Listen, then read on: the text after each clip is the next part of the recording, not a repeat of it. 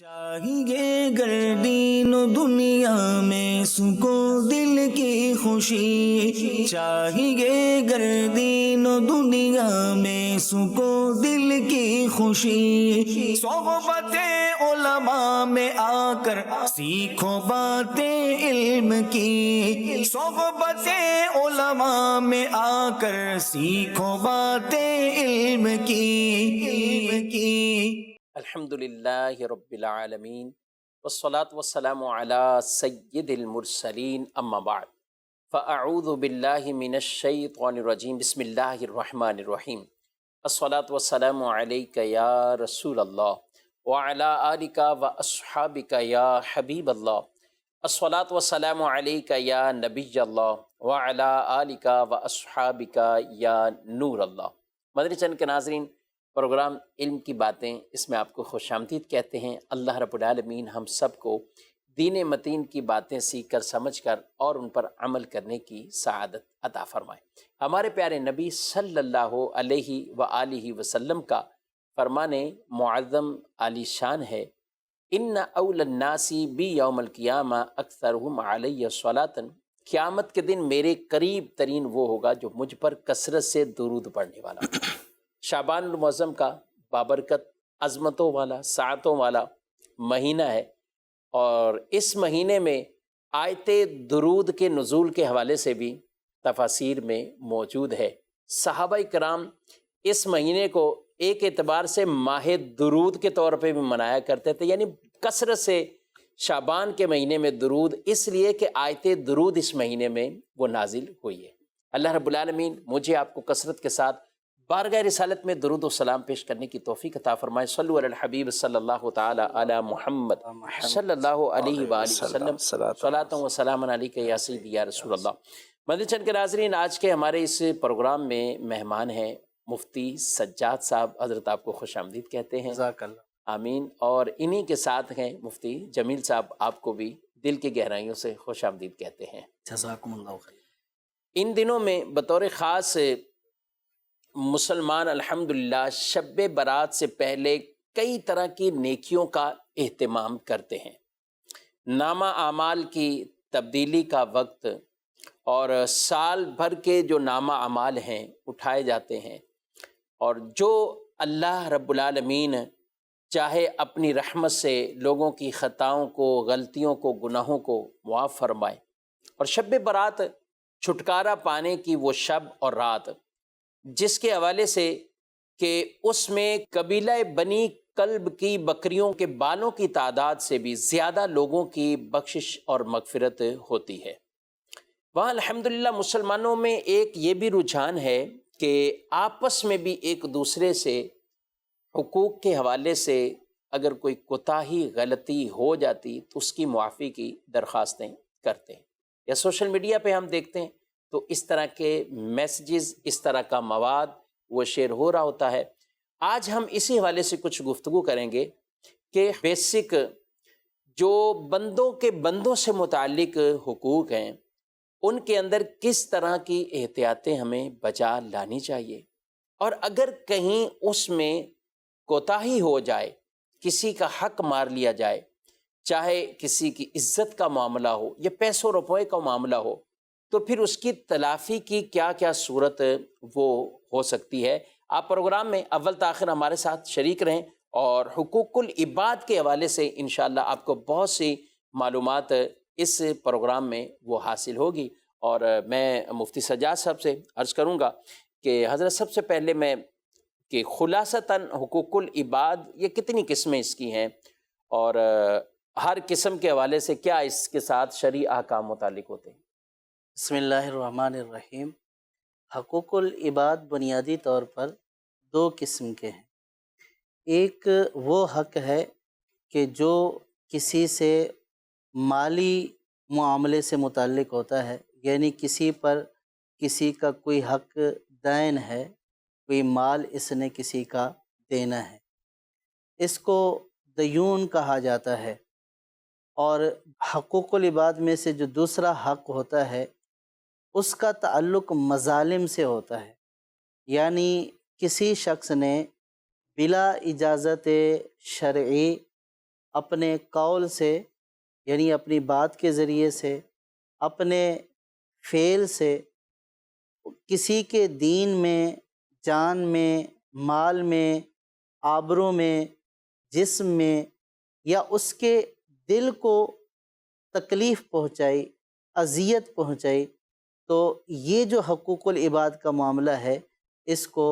مظالم کہا جاتا ہے، یعنی جس کا تعلق ظلم سے ہے، ٹھیک ہے، کہ بغیر کسی شرعی وجہ کے کسی کی جان میں نقصان کر دیا، کسی کی مال میں نقصان کر دیا، کسی کی آبرو میں نقصان کر دیا، کسی کے دل کو تکلیف پہنچا دی اپنے عمل کے ذریعے، قول کے ذریعے، تو یہ اس کا تعلق مظالم سے ہے۔ ٹھیک ہے، ان دونوں میں عموم خصوص من وجہن کی نسبت ہے۔ مراد یہ ہے کہ کبھی تو ایسا ہوتا ہے کہ کوئی ایک حق پایا جاتا ہے، یعنی ایک قسم پائی جاتی ہے، جیسے دین کے تعلق سے جو ہے وہ حق العبد پایا جا رہا ہے، ٹھیک ہے۔ وہ یوں کہ بالفرض کسی کو اس نے اجرت پر رکھا کام کرنے کے لیے، اور اجرت دینے کے معاملے میں تاخیر کی، اور اس تاخیر کی کوئی وجہ ہے، بالفرض اس کے پاس رقم نہیں ہے، اور یہاں پہ دین تو پایا جا رہا ہے لیکن ظلم نہیں پایا جا رہا، صحیح، اور یعنی پیسے تو اس کے اوپر، جی پیسے تو اس کے اوپر نکلتے ہیں، یہ مالی حق ہے جو دوسرے بندے کا اس سے متعلق ہے، ٹھیک ہے، لیکن چونکہ بلا وجہ یہ ٹال مٹول نہیں کر رہا، نہ دینے کی کوئی وجہ ہے، اسی طرح کسی سے کوئی چیز خریدی ہے اور اس کی ادائیگی، قیمت کی ادائیگی کرنی ہے، لیکن قیمت کی ادائیگی نہیں کر پا رہا کسی وجہ سے، تو یہ جو حق العبد کا تعلق ہے یہ مالی حقوق سے ہے۔ ٹھیک ہے، اور دوسرا حق جو ہے اس کا تعلق ظلم سے ہے، یعنی کبھی ایسا ہوگا کہ صرف ظلم پایا جائے گا، اس میں مال نہیں ہوگا، اس میں مال نہیں ٹھیک ہے، ہوگا، جیسے کسی کو گالی دے دی، کسی کی غیبت کر دی، اور اسی طرح کسی سے ناحق لڑنا شروع کر دیا ہے، تو اب یہاں پہ ظلم پایا جا رہا ہے لیکن مالی مطالبہ نہیں پایا جا رہا۔ ٹھیک ہے، اور بعض اوقات ایسا ہوتا ہے کہ جس میں یہ دونوں چیزیں پائی جاتی ہیں، صحیح، مالی مطالبہ بھی پایا جاتا ہے ٹھیک ہے، اور ظلم بھی پایا جاتا ہے، جیسے کسی کا مال چھین لیا، غصب کر لیا، کسی سے رشوت لے لی، مال جو ہے وہ کسی کا ضائع کر دیا جان بوجھ کر، تو اس میں مالی مطالبہ بھی پایا جا رہا ہے، ٹھیک ہے، اور چونکہ بغیر کسی شرعی حق کے اس کا مال لے رہا ہے تو اس میں ظلم بھی پایا جا رہا ہے۔ ٹھیک ہے، تو حق العباد کی یہ دو قسمیں ہیں۔ سید اعلیٰ حضرت رحمۃ اللہ تعالی علیہ نے جو اس کی تقسیم فرمائی ہے تو آپ نے یہ فرمایا کہ اگر جان کو، مال کو، آبرو کو، جسم کو، قلب کو، یہ قول، فعل، ان کے ساتھ جو ہے وہ اگر یعنی کہ جان کے اعتبار سے قول سے جو ہے وہ کسی پر ظلم کیا، مال کے اعتبار سے قول کے ساتھ کسی پر ظلم کیا، فعل کے اعتبار سے ظلم کیا، تو یوں آپ نے فرمایا کہ اس کی جو قسمیں ہیں وہ بے شمار بن جائیں گی، ٹھیک ہے، لیکن بنیادی طور پر جو اس کی قسمیں ہیں وہ دو ہیں کہ کسی بندے کا کسی پر جب حق ہوگا صحیح، یا تو وہ مال سے متعلق ہوگا صحیح، یا پھر اس نے اس کے اوپر ظلم کیا ہوگا۔ ٹھیک ہے۔ یہاں آپ کی باتوں میں ایک بات، جیسے آپ نے کہا کہ کسی کی سیلری روک لی، اس کے پاس پیسے، کام کرایا، معاوضہ اس کا دینا ہے، یا کوئی چیز خریدی، اس کی قیمت دینی ہے، تو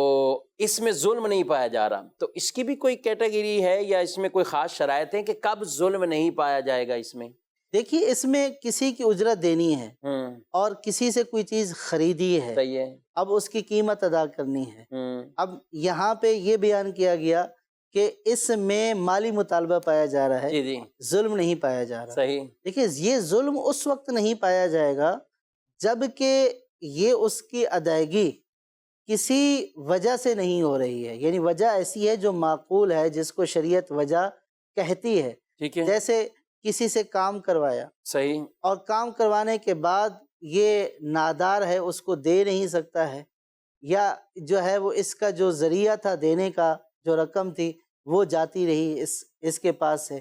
اب یہ اس وجہ سے نہیں دے رہا. اسی طرح کسی سے ادھار میں چیز خریدی ہے، خریدتے وقت تو دینے کی نیت تھی ٹھیک کہ وقت پر ادا کر دوں گا، لیکن اب اس کا مال خود جو ہے وہ جل گیا، کسی نے لوٹ لیا، چوری ہو گیا، تو اب یہ دینا چاہتا ہے صحیح، لیکن اس کے پاس دینے کے لیے کچھ نہیں ہے. کچھ بھی نہیں ہے. اس طرح اب کے معاملات نہیں ہے کہ اب کچھ اپنے پاس رکھے ہوئے ہیں یا کوئی چیزیں اپنی فروخت کر کے، جیسے زیورات ہیں، کوئی چیزیں ہیں، جی یعنی یہ حق تو اس کا بہت بڑا اس کے پر ہے جی کہ اس کے اوپر حق ہے، ٹھیک ہے، لیکن یہ ظلم اس وقت نہیں ہوگا جب اس کے پاس کچھ نہ ہو. ٹھیک ہے. اگر کچھ موجود ہے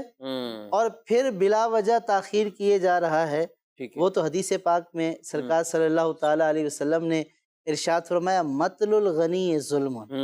کہ غنی کا ٹال مٹول کرنا ظلم ہے. ہے. اب ظلم پایا جا رہا ہے. جن کی طرف آپ نے نشاندہی کی ہے کہ بہت سارے لوگ ایسے ہوتے ہیں کہ جن کے پاس اگرچہ نقدی نہیں ہوتی ہے جی جی جی لیکن بہت سارا ایسا مال موجود ہوتا ہے کہ جس کو وہ سیل کر کے اہل حق کا حق ادا کر سکتے ہیں، لیکن اس کے باوجود بھی وہ نہیں کرتے ہیں، تو اب مالی مطالبہ بھی ہے اور ساتھ ظلم بھی پایا جا رہا. ٹھیک ہے، دونوں چیزیں، اور گناہگار بھی ہوگا جو ٹال بالکل مٹول کر گناہگار رہا ہوگا. ہے. اور اس طرح کے بہت سے ایسے واقعات ہیں. اور یہ مدنی چینل کے ناظرین، پیسہ کسی کا اپنے ذمے، چاہے قرضے میں لے لیا، چاہے اس کا اجرت کے طور پہ دینا ہے، یا کچھ چیز کی خرید و فروخت کی ہے، اب پیسہ دینا ہے اور کچھ اس میں مدت طے ہوئی، مدتیں پوری ہو جاتی ہیں. قرضے والا تو ایسا معاملہ ہے کہ لوگ سجاسا پیچھے لگ لگ کے تھک جاتے ہیں.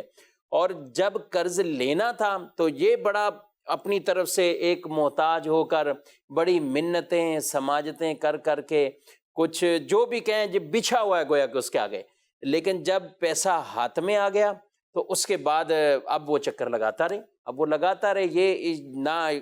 بعض ویسے نہ فون سننا، نہ کوئی جواب دینا، اور آ جائیں دروازوں پہ کھڑے ہو جائیں تو وہ بڑے لوگوں کو تکلیف یہ دیتے تو سراسر اذیت والا معاملہ ہے.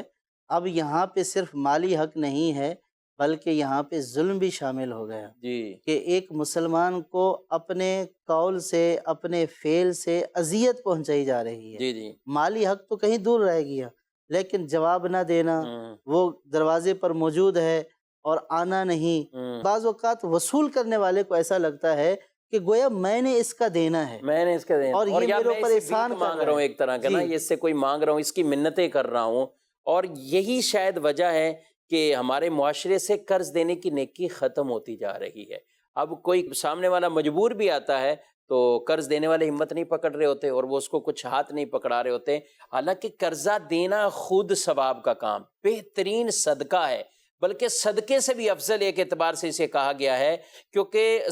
کہتے ہیں کہ جو قرض ہے وہ تو آدمی اسی وقت کسی سے لیتا ہے جب وہ ضرورت مند ہے، حاجت مند ہے. صدقہ تو ہم ایسے بھی کسی کو دے سکتے ہیں کہ جو جس کو ضرورت نہ ہو، لیکن قرضہ ہم اس کو دے رہے ہیں جس کی حاجت بھی ہے، ضرورت بھی ہے. تو اس وقت کا قرضہ دینا یہ پورے اس کے اوپر صدقے کا ثواب ہے، مسلمان کی حاجت روائی ہے. مسلمان کی حاجت روائی کرنا، اور اس پر پورا ثواب کا یہ کام ہے. لیکن اس کے باوجود جب لوگوں نے اس طرح کا انداز اختیار کیا، حالانکہ تعلیم یہ رسول اللہ صلی اللہ علیہ وآلہ وسلم کی کہ تم میں سے بہترین وہ ہیں جو قرضوں کی ادائیگی کے اندر بہتر ہوتے ہیں، قرضوں کی ادائیگی میں بہتر ہوتے ہیں. تو یہ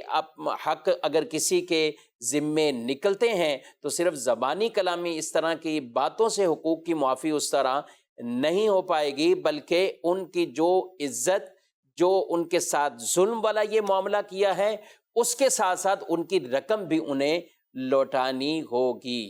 کیا کہتے ہیں جمیل صاحب، اس طرح کے بھی لوگوں پر حقوق درجنوں قسم کے آ جاتے ہیں، اور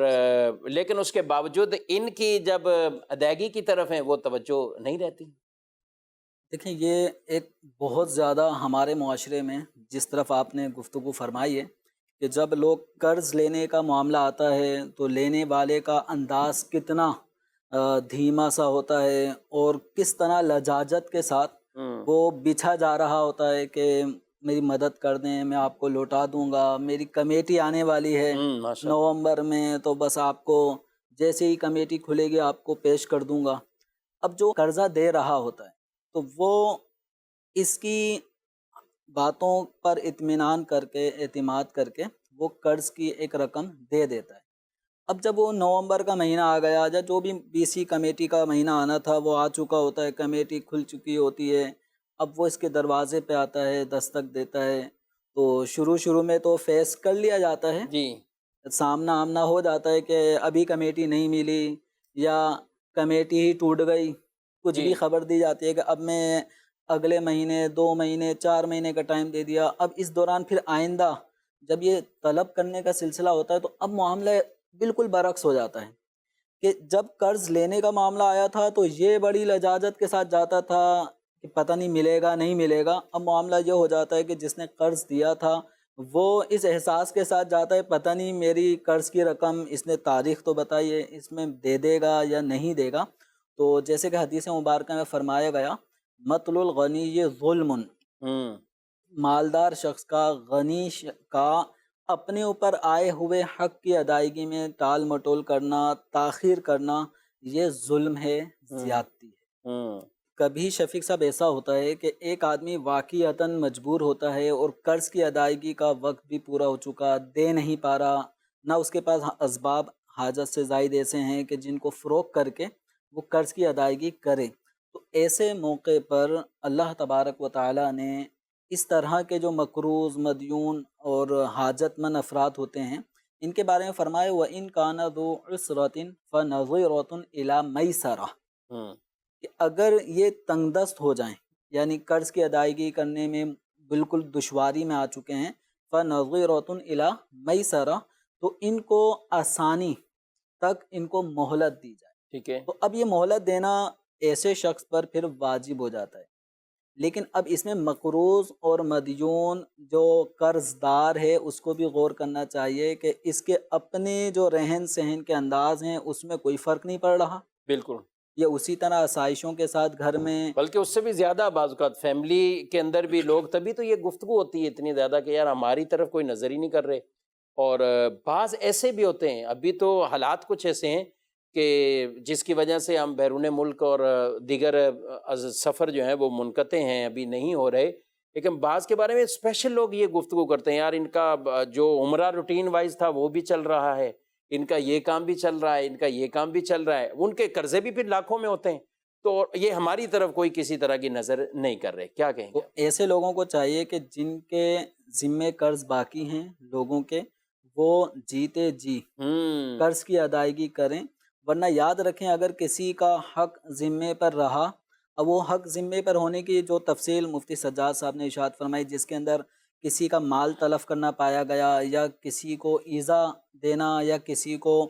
بے عزت کرنا یا گالی دینا، اس طرح کی چیزیں پائی گئیں، تو احادیث کریمہ میں نبی کریم صلی اللہ تعالی علیہ وآلہ وسلم نے اس حوالے سے بہت واضح طور پر صحابہ کرام علیہم رضوان کے سامنے بیان فرمایا۔ مسلم شریف کی روایت میں ہے کہ سرکار دو عالم صلی اللہ علیہ وسلم نے ارشاد فرمایا کہ کیا تم جانتے ہو کہ مفلس کون ہے؟ تو مفلس حاجت مند، بالکل نادار شخص، تو مفلس کون ہے؟ تو صحابہ کرام علیہم رضوان نے عرض کی یا رسول اللہ صلی اللہ علیہ وسلم، ہم میں سے جس کے پاس درہم ساز و سامان نہ ہو تو وہ مفلس ہے، یعنی جو مفلس اور نادار شخص کی جو ایک عام سی تعریف ہے، تو وہ صحابہ کرام علیہم رضوان نے بارگاہ رسالت میں عرض کی، تو نبی کریم صلی اللہ علیہ وسلم نے ارشاد فرمایا کہ میری امت میں مفلس وہ ہے جو قیامت کے دن نماز، روزے، زکوٰۃ اور اس طرح کی یعنی نیکیاں لے کر آیا، اور لیکن حال یہ ہوگا کہ اس نے فلاں کو گالی دی ہوگی، فلاں پہ تہمت لگائی ہوگی، اس کا مال کھایا ہوگا، اس کا خون بہایا ہوگا، اسے مارا ہوگا، یعنی لوگوں کی ظلم، زیادتی اور اس طرح قلبی اذیت کا باعث بنا ہوگا اپنی دنیاوی لائف میں، تو اب یہ بروز قیامت اس حال میں ان گناہوں کے ساتھ بھی آئے گا، تو اب ہوگا کیا، اس کی نیکیوں میں سے کچھ اس مظلوم کو دے دی جائیں گی اور کچھ نیکیاں اس مظلوم کو دے دی جائیں گی، پھر اگر اس کے ذمے کچھ اور حقوق تھے جن کی ادائیگی سے پہلے ہی اس کے نامہ اعمال کی نیکیاں سب ختم ہو گئی، تو اب ہوگا یہ کہ مظلوموں کی خطائیں اس کے اوپر، اس ظالم کے اوپر ڈال دی جائیں گی اور اسے جہنم میں پھینک دیا جائے گا۔ اب اس میں حقیقتاً جو مفلس ہے وہ شخص ہے کہ جو نماز بھی پڑھ رہا ہے، روزے بھی رکھ رہا ہے، دیگر صدقات و خیرات کا سلسلہ بھی ہے، بڑی بڑی نیکیوں کا اس کا نامہ اعمال میں اندراج ہے، لیکن کل بروز قیامت لوگوں کے ساتھ اس کے ناروا سلوک، اس کا ظالمانہ انداز، لوگوں کے حق تلفی کا جو سلسلہ رہا ہے، لوگوں کو ذلیل و رسوا کرتا رہا ہے، اور جس بھی پوسٹ، جس بھی منصب پہ تھا اس کے مطابق اس کے مظالم اور زیادہ بڑھتے رہے ہوں گے۔ تو اب جو نام اعمال میں نیکیاں تھیں، کل بروز قیامت چونکہ وہاں مال نے تو کام نہیں آنا، جو یہاں نیک اعمال کیے گئے تھے انہی نے کام آنا تھا۔ اب یہ سارا بینک بیلنس جو نیکیوں کی صورت میں تھا، اب یہ گویا کہ حقداروں میں بروز قیامت بٹ رہا ہوگا، اور اگر یہ اس کے نامہ اعمال میں کچھ نیکیاں بچ گئیں تو بچ گئیں، اور ورنہ اگر سب مظلوموں کو مل گئیں اور پھر بھی حق پورا مظلوموں کو نہ ہوا تو پھر ان کے گناہ اس کے کھاتے میں ڈال دیے جائیں گے۔ تو یہ بہت زیادہ افلاس کا معاملہ ہے۔ امام اہل سنت اعلیٰ حضرت رحمۃ اللہ علیہ ارشاد فرماتے ہیں کہ دنیا میں جو کسی کے تقریباً 3 پیسے، اب یہ 3 پیسے آج کل تو یہ پیسے بھی اس وقت کرنسی میں شامل نہیں ہیں، لیکن ایک مقدار اعلیٰ حضرت رحمۃ اللہ علیہ فرماتے ہیں کہ دنیا میں اگر کوئی کسی کے 3 پیسے دبا لے گا تو بروز قیامت اس کے بدلے میں اسے 700 با جماعت نمازیں دینی پڑ جائیں گی۔ 700 با جماعت۔ با جماعت نمازیں، تو اب یہ بہت زیادہ مشکل ایک معاملہ ہے۔ تو یعنی ایک آدمی گویا محنت بھی کر رہا ہے، تہجد بھی پڑھ رہا ہے، مال و اسباب کو خیرات بھی کر رہا ہے، لیکن کہیں پر بھی اگر اس کے ظلم و ستم کے سلسلے بھی ساتھ ساتھ چل رہے ہیں تو اسے ڈر جانا چاہیے کہ کل بروز قیامت مظلوم گویا ان کے پاس کوئی خاص نیکیاں نہیں تھیں، لیکن اس ظالم کی نیکیاں اس کے پاس آ رہی ہیں، اور جو اس ظالم کے پاس گناہ کم تھے لیکن مظلوموں کے گناہ ان کے ذمے ڈال دیے جائیں گے۔ تو بعض بزرگوں کا فرمان بھی ملتا ہے کہ بہت سارے لوگ جنت میں اپنی نیکیوں کی وجہ سے نہیں جائیں گے، وہ دوسروں کی نیکیوں کی وجہ سے جنت میں جا رہے ہوں گے۔ جو چاہے ظلم یعنی ظلم ہوا برداشت کیا دنیا کے اندر اور اس کے بدلے میں یعنی مظلوم ہے تو انہوں نے نیکیاں کم کی تھیں لیکن ظالموں کی نیکیاں ان کو ملی، تو یہ جنت میں اس طرح جا رہے ہوں گے۔ اور بہت سارے لوگ اپنے گناہوں کی وجہ سے کم،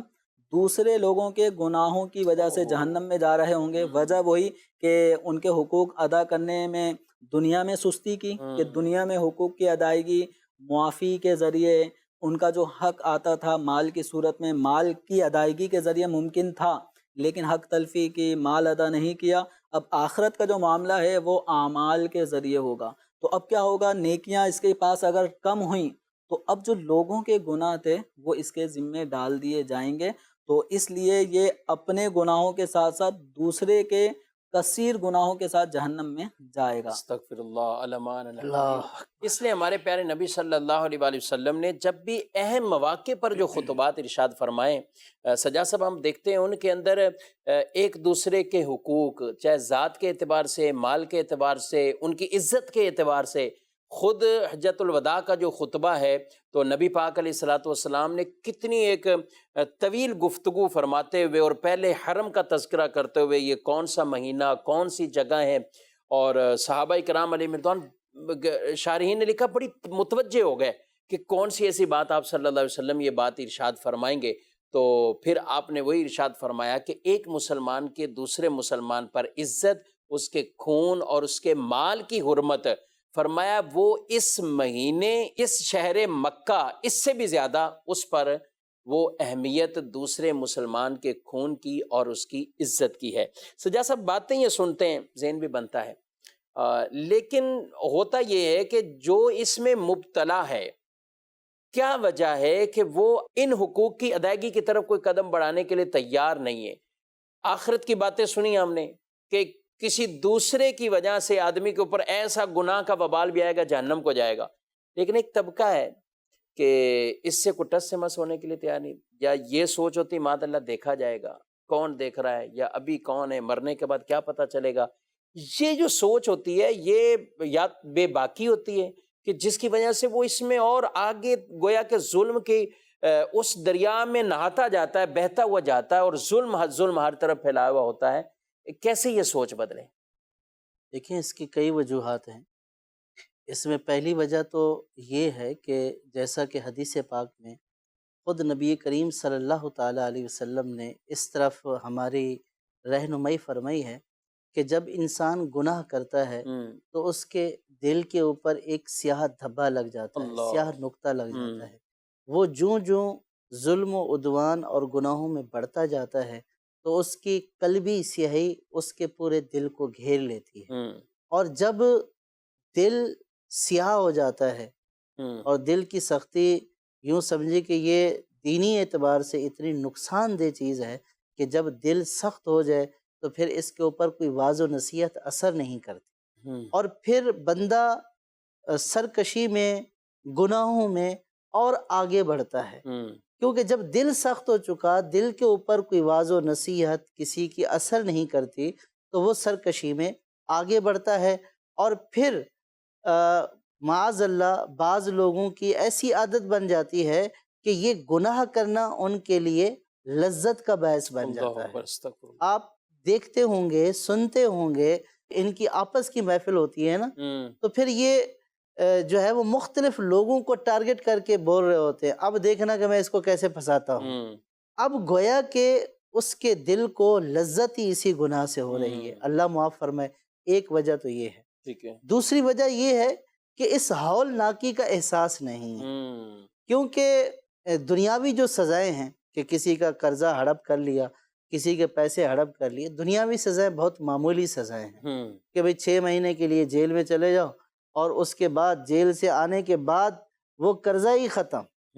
یعنی وہ قرضہ ہی نہیں دینا، بس وہ اس کی سزا کاٹ لی ہے، تو دنیاوی قانون کے اعتبار سے کوئی گرفت نہیں ہے اس کی، اور اخروی ہولناکی کا احساس ہی نہیں ہے، کیونکہ جب اس کا کوئی منظر دیکھا نہیں ہے۔ عام طور پر انسان کی ایک فطرت ہے کہ جب کسی چیز کا انجام دیکھ لے یا خود اس کے اوپر بیت جائے تو پھر وہ سبق حاصل کرتا ہے۔ اور یہ واقعی سے درست آپ فرما رہے ہیں، بس اوقات اگر یہ منظر صرف اس کو خواب میں ہی نظر آ جائے، جی، یعنی آدمی کئی ایسے ہوں گے کہ ان کو بھلے جتنی روایتیں، واقعات، یہ سب کچھ سنا دیں، لیکن کبھی خود ان کو خواب ایسا آ گیا کہ جس میں بالکل کانپ گئے، تو خواب کی وجہ سے وہ پھر اس طرف آئے تھے۔ وہ انہوں نے دیکھ لیا، جی، آنکھوں سے دیکھ لیا، اس کی ہولناکی اگرچہ خواب ہے، جی، سب اگرچہ کچھ خواب ہے۔ ہے، ہولناکی کا مشاہدہ کر لیا، ورنہ آپ اس کی اخروی اعتبار سے ایک ہولناکی آپ نے ابھی سنی کہ سب سے زیادہ مفلس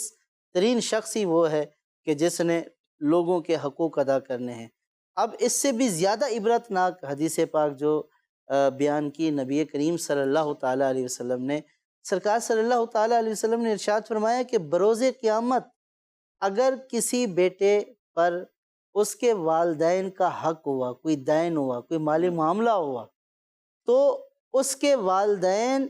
بروز قیامت اس کو معاف نہیں کریں گے بلکہ اس کی طرف لپکیں گے، کیونکہ اس دن درہم اور دینار تو نہیں ہونا، سرکار نے فرما دیا، وہ لپکیں گے اور کہیں گے کہ ہمارے گناہ اس کے اوپر ڈال دو۔ وہ بیٹا عرض کرے گا کہ اے میرے والدین، آپ تو میرے ماں باپ ہیں، آپ تو میرے اوپر رحیم شفیق تھے، آپ تو میرے ماں باپ ہیں۔ تو حدیث پاک میں آیا کہ ماں باپ یہ کہیں گے کہ اے کاش تیرے اوپر ہمارا اور زیادہ حق ہوتا تاکہ آج ہم زیادہ تجھ سے وصول کر سکتے۔ تو آپ اندازہ کیجئے، یعنی ماں باپ بھی یا اس طرح کے جو واقعات قیامت کے دن یہ والے نفسا نفسی کا عالم ہے، جی، اور قرآن نے اسے بیان بھی فرمایا، یوم یفر المرء من اخی و امی و ابی، کہ اس دن ماں بھی اپنے وہ بیٹے سے اور آدمی اپنے بھائی سے وہ بھاگے گا۔ آپ اس سے اندازہ لگائیں کہ جب اتنا قریبی رشتہ اور دنیا میں ماں بچوں پر، باپ بچوں کے لیے اپنی زندگی قربان کر دیتا ہے، ماں بچوں پر اپنی جان وار دیتی ہے، لیکن قیامت والے دن اگر کوئی دین ہوگا، کوئی مالی معاملہ ہوگا، کوئی حق ہوگا، تو والدین کی خواہش ہوگی کہ زیادہ ہوتا، آج زیادہ وصول ہو جاتا۔ اس ہولناکی کو سمجھنا چاہیے، اور پھر سرکار کے ان فرامین پر ہمیں یقین تو ہے مسلمانوں کو، لیکن وہ یقین رکھنا چاہیے کہ جو یقین ہمیں جھنجھوڑ کے رکھ دے، ہمارے دل کی سیاہوں کو دور کر دے، کہ درہم اور دینار کا معاملہ نہیں ہوگا، گناہوں کا لین دین ہوگا، تو اس دن کیا عالم ہوگا۔ آدمی کیسے اٹھا سکتا ہے یہ سارا بوجھ؟ میں سجاد صاحب ایک دفعہ جیسے حج سے واپسی ہوئی نا، تو ایئرپورٹ پہ آپ کو پتہ ہے خاص ایئر لائن کے اندر اپنا ایک وزن اتنے وزن کا آپ بیگ لے سکتے ہیں، اس سے زیادہ نہیں لے سکتے۔ تو اس وقت کچھ لوگ شروع میں تو بہت سامان بھرتے ہیں، اور ایئرپورٹ پر پھر کسی کو یار آپ کی گنجائش بنتی تو میرا ایک تھیلا رکھ لیں، آپ یہ رکھ لیں، آپ یہ رکھ لیں، اور کوئی لینے کے لیے تیار نہیں ہوتا۔ بھئی میں اتنی لمبی لائن میں لگنے کے بعد وہاں میں کیوں پھنسوں؟ آپ کی وجہ سے آپ یقین کریں، میں نے کچھ کے لوگوں کو یہ دیکھے، میرے اس وقت سے یہ ایک ایسی ذہن قیامت کے اس منظر کی طرف گیا کہ ابھی صرف یہاں جانا ہے اور ایک سفر ہے، اور لوگ اس طرح کے ایک طرح کے کہہ رہے ہیں نفسا نفسی، بھائی مجھے اپنے آپ کو کلیئر کر کے گزر جانا ہے، میں آپ کی وجہ سے میں تکلیف میں کیوں آؤں؟ تو اور ہے ایسی کئی جگہوں پر ہم کرتے ہیں، بینک کے پیسوں کے لین دین کے معاملات ہوں، کچھ اور اس طرح کے ہو، تو لوگ کہتے ہیں بھئی ہمارا ڈیٹا نہیں آنا چاہیے، ہماری کوئی فائلوں میں نام ایسا بیچ میں نہیں آنا چاہیے۔ تو جو لوگ دنیا کے ان معاملات کے اندر، حالانکہ بتایا کہ سزائیں ہوں گی تو کچھ سال کی ہو جائے گی اور کچھ مہینے کی ہوگی، گرچہ وہ بھی کم نہیں ہوتی، لیکن یہ کچھ بھی نہیں ہے اس سزا کے جو آخرت کے حوالے سے ہے۔ رسول اللہ صلی اللہ علیہ وآلہ وسلم کے سامنے جنازہ لایا گیا، پہلے پوچھتے اور آپ کے، اور وہ کس لیے تھا؟ تاکہ سارے شرکاء کو اس چیز کا اندازہ ہو کہ کسی کا تھوڑا سا بھی حق اپنے کندھوں پہ لے کے جانے والے، ان کو عبرت ہونی چاہیے۔ تو ایک جنازے کے حوالے سے آپ نے فرمایا میں نہیں پڑھاؤں گا، آپ لوگ پڑھو، حالانکہ 2-4 درہم کا معاملہ ہے، قرضہ زیادہ کوئی بہت بڑا مال نہیں ہے، لیکن آپ صلی اللہ علیہ وآلہ وسلم نے جنازہ پڑھانے سے منع کر دیا۔ حضرت علی کرم اللہ تعالی وجہ الکریم آگے بڑھے، حضور اسلام کی بارگاہ میں عرض کی، یا رسول اللہ صلی اللہ علیہ وآلہ وسلم میں اپنے ذمے اس کا قرضہ لیتا ہوں، آپ جنازہ پڑھا دیے۔ پھر آپ صلی اللہ علیہ وآلہ وسلم نے جنازہ پڑھایا۔ یہ ہم سب کے لیے تعلیم ہے، سیکھنے کے لیے یہ چیز ہے کہ ہمیں ان چیزوں کا خیال رکھنا چاہیے۔ جمیل صاحب، یہ جیسے جنازہ آپ صلی اللہ علیہ وسلم نے پھر پڑھا دیا، اور ہم سب کے لیے ایک طرح کا تعلیم کا سلسلہ بھی ہوا، یہ درس بھی ہمیں ملا اس سے۔ وہاں ایک چیز یہ بھی کہ حضرت علی رضی اللہ تعالی عنہ، آپ نے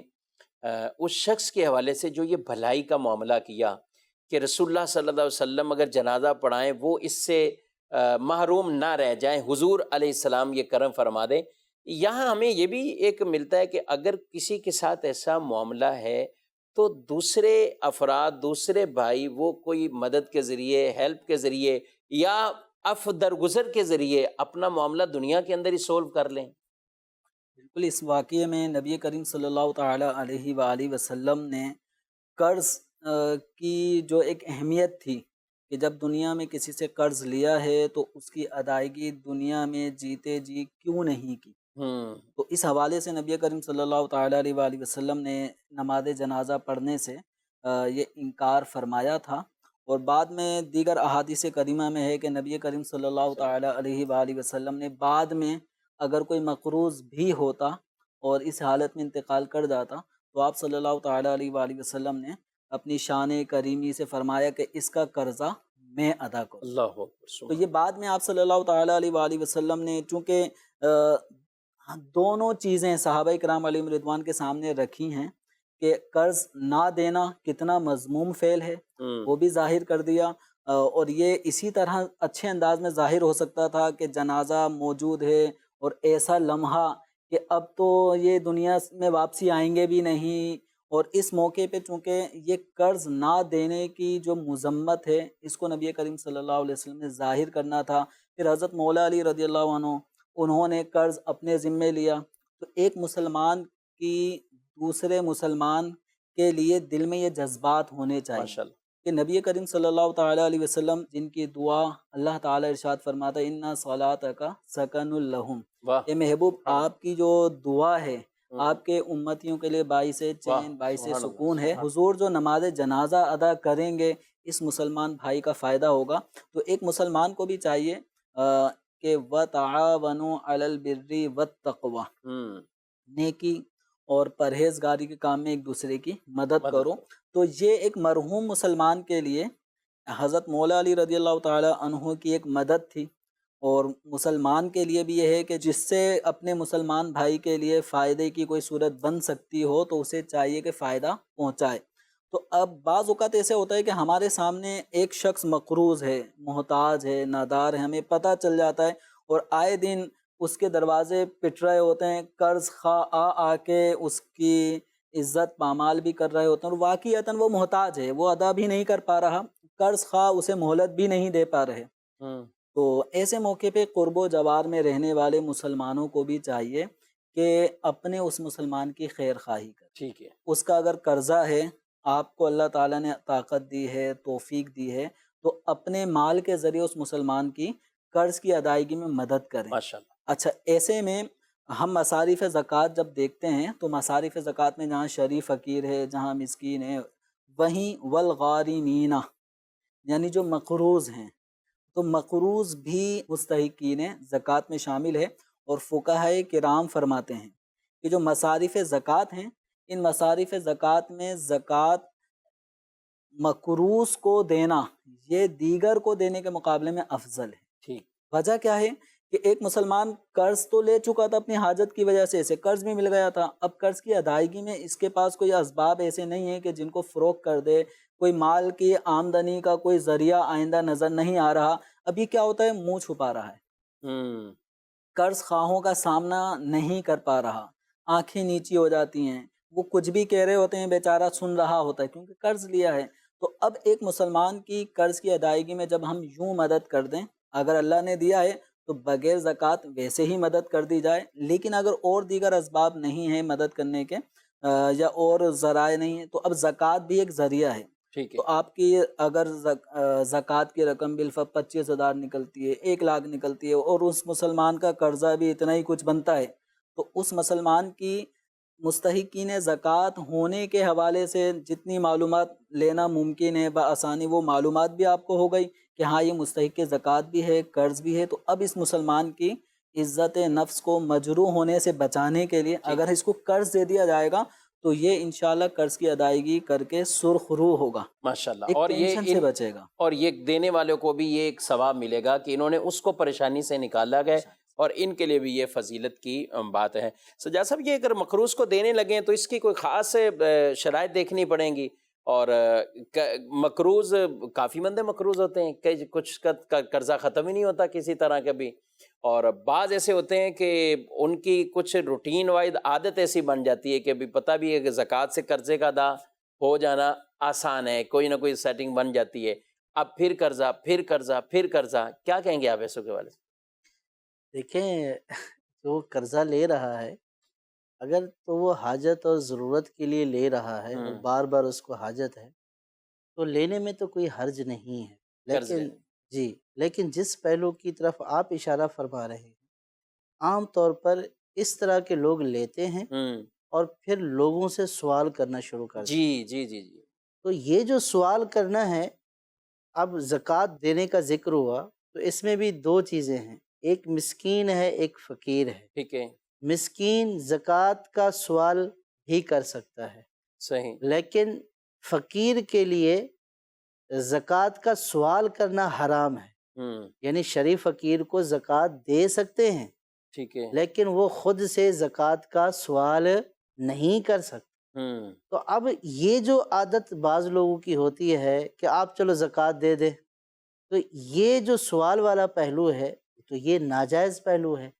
تو ایک ان کے اعتبار سے بھی ناجائز ہے۔ دوسرا اس کا نقصان یہ ہے کہ بعض لوگ ایسے ہوتے ہیں کہ ان کے نزدیک قرض لینا کوئی مسئلہ ہی نہیں ہے، وہ عادی بن جاتے ہیں صحیح، اور پھر بہت سارے لوگوں کے لیے تکلیف کا باعث بن جاتے ہیں۔ جی، یہ معاملہ جو ہے گویا کہ اپنی عزت کو معاشرے میں کم کرنا ہے، صحیح، تو اس کی بھی شرعاً اجازت نہیں ہے کہ اپنے آپ کو ذلت میں ڈالے، بار بار بلا وجہ قرض لے اور اس قرض لینے کی کوئی وجہ نہ ہو، محض عیش و عشرت کے لیے یا محض ان چیزوں کے لیے کہ جس کی اس کو نہ دینی معاملات میں ضرورت ہے، نہ نفقے وغیرہ کے معاملات میں جو اس کی حاجات اصلی ہیں اس میں ضرورت ہے، محض صرف عیش کے لیے یا محض ایک سہولت اور آسانی کے لیے قرض لے گا، تو یہ قرض لینے کا معاملہ آسان نہیں ہے، اور پھر اس طرح لوگوں سے سوال کرنا ظاہر ہے کہ یہ ایک ذلت کا معاملہ ہے۔ ذلت کا معاملہ ہے، تو اس میں اپنے آپ کو بچانا چاہیے۔ جی، کچھ کہہ رہے تھے آپ؟ اچھا، یہ جو آپ نے جیسے قرض لیتے رہتے ہیں اس طرح، قرض کا جو عربی زبان کا لفظ ہے، اور قرض کو اہل عرب مقراض محبت بھی کہتے ہیں۔ مقراض محبت، مقراض وہ مقراض یہ عربی زبان کا لفظ ہے، اور مقراض کینچی کو کینچی۔ کہا جاتا ہے۔ اللہ، قرض یہ ایسی چیز ہے کہ اگر دو دوست بھی آپس میں بہت زیادہ بچپن کے دوست ہوں، ٹھیک ہے، ان دوستوں میں سے اگر ایک دوست بھی اگر دوسرے سے قرض طلب کرتا ہے، ایک دفعہ دے دیا، پھر دوبارہ مانگنے آ گیا، پھر اس سے مانگتا ہے، پھر اس سے مانگتا ہے، تو آہستہ آہستہ یہ دیکھے گا کہ اس کا جو سرکل تھا، جو دوستوں کا ایک 8-10 دوست بہت قریبی تھے، ایک ایک دوست شارٹ ہوتا چلے جائے گا۔ کیوں؟ القرض مقراض المحبت، قرض محبت کو بھی کاٹ دیتی ہے۔ اب ہوتا یہ ہے کہ قرض لینا ایک لت ہے، عادت جس کی پڑ جائے تو اس کو ذرا سی کوئی آسانی چاہیے، آسائش چاہیے، کلر کروانا ہے، پردے نئے لگوانے ہیں، کارپیٹ بچھانا ہے۔ اب ذاتی پیسہ ایک آدمی اگر محنت کرتا ہے، منتھلی اس کو تنخواہ ملتی ہے، تو اس کے ایک پورا ایک سامنے ایک خاکہ ہوتا ہے کہ اتنا دودھ والے کو بل دینا ہے، اتنا اس کو، یہ ساری چیزیں ہوتی ہیں۔ لیکن جب آدمی قرض لیتا ہے اور قرض 50,000 روپے مل گئے، بغیر محنت کے مل گئے، جی، تو اب یہ عام طور پہ مدنی چینل کے ناظرین کا بھی ہو سکتا ہے، اس میں ایک تجربہ بھی ہو کہ قرض والی رقم بہت جلدی ہاتھوں سے نکل جاتی ہے، کاموں میں لگ جاتی ہے، جبکہ تنخواہ وہ بڑے آرام سے دھیرے دھیرے آدمی پورے مہینے تک کھینچ کر لے کے جاتا ہے۔ تو قرض یہ اس سے بچیں کہ اس سے آدمی کی اپنی عزت بھی داؤ پہ لگتی ہے، اور لوگ اس آدمی کو دیکھ کر ہی بعض اوقات رستہ بدل لیتے کہ قرضہ ہی مانگنے آ رہا ہے، سوال کرے گا، قرضہ ہو یا اسی طرح زکوٰۃ کے معاملات بھی ہیں۔ اور کچھ لوگ سجاد صاحب ویسے واقعی لوگوں کو ایک طرح کا کہنا نہیں چاہیے لیکن بیکاری بنا رہے ہوتے ہیں۔ اب ایک اچھا خاصا آدمی کہیں جاب کر رہا، یہ معاملہ کر رہا، لیکن ایک دو سیٹ سے کئی سیٹنگ بن گئی تو اس کو اتنے پیسے زکوٰۃ کی مد میں مل گئے، پھر مل گئے، تو یہ جیسے انہوں نے کہا نا، قرضہ بھی ایک فری کا لے لیا اور اس کو ایسے ہی اڑا دیا۔ زکوٰۃ کی بھی جن کو ایسی لت پڑ جاتی ہے اور اسی طرح کا فری میں کسی کے ساتھ ہیلپ کہتے رہے، عاجز سے آپ دیکھیں مسجدوں میں اعلانات ختم ہی نہیں ہوتے، ہر مسجد میں ایک شور ہوتا ہے، ہر مسجد میں کھڑے ہو جاتے ہیں۔ اور کافی آج سے تقریباً 10 سال پہلے کی بات ہے، میں اپنی مسجد کی طرف جا رہا تھا تو راستے میں ہی جماعت کا ٹائم ہو گیا، تو وہاں جو مسجد تھی، بس اسٹاپ سے اتر کے جب اپنے گھر کی طرف اس مسجد کی طرف جا رہا تھا تو وہاں جو مسجد تھی تو میں نے کہا یہیں جماعت کے ساتھ نماز پڑھ لیتا ہوں، میں نے وہاں نماز پڑھی۔ اب نماز پڑھنے کے بعد ایک اعلان ہوا اور بڑا تکڑا اعلان ہوا، اور ایک ماں بدولت کھڑے ہوئے امام صاحب کے ساتھ اور اعلان کر دیجیے ہمارا، انہوں نے کر دیا اعلان بھی، یہ ہیں اور یہ واقعہ یوں ان کی پوری ڈیٹیل تفصیل میں سن رہا بیٹھا ہوں۔ اچھا، اب میں وہاں سے نماز ختم ہوئی تو میں اپنی مسجد پہنچ گیا، تو اگلی نماز کے 20-25 منٹ پہلے وہ پوچھتا میرے پاس بھی آ گیا۔ اب اس کے تو وہم و گمان میں بھی نہیں ہے کہ اس مسجد کا امام ادھر کیا کرے گا، زور کے ٹائم اس نے وہاں نماز کیوں پڑھنی ہے، وہ ادھر کیوں، اور وہ میرے پاس ہے۔ اچھا، میں بالکل جی آپ بولیں، اب میں پہچان گیا سب چیزیں، تو آپ بھی جانتے ہیں پھر میں کچھ ارگزار تو کروں گا تو میں نے ان سے جب بات چیت شروع کی تو وہ ایسے کسی کو کوئی نہیں بولا، کچھ کہا ہی نہیں، میری عادت ہی نہیں کسی مسجد میں جانا، یہ وہ۔ ارے بھائی اللہ کی اب جب تھوڑی دیر گفتگو اس پر ہوئی اس کے ساتھ تو میں نے پھر اس کو اللہ کے بندے اس کو تھوڑا سمجھایا، ماننے کے لیے تیار نہیں ہوا، تو میں نے پھر جب بتایا نا میں نے پچھلی نماز اس مسجد میں پڑھی اور آپ نے وہاں یہ اعلان کروایا وہاں پہ، اس طرح تو کئی لوگ ایسے ہوتے گئے اور یوں وہ دوسروں کو بھی اپنے ہاتھوں میں کر لیتے ہیں اور ان سے پیسہ وغیرہ وہ حاصل کر لیتے ہیں۔ تو یہ بھی ایک طرح کا، یعنی زکوٰۃ کا پیسہ، حدیث پاک میں یہ بات ارشاد فرمائی، جس مال میں ملے گا اسے ہلاک کرے گا۔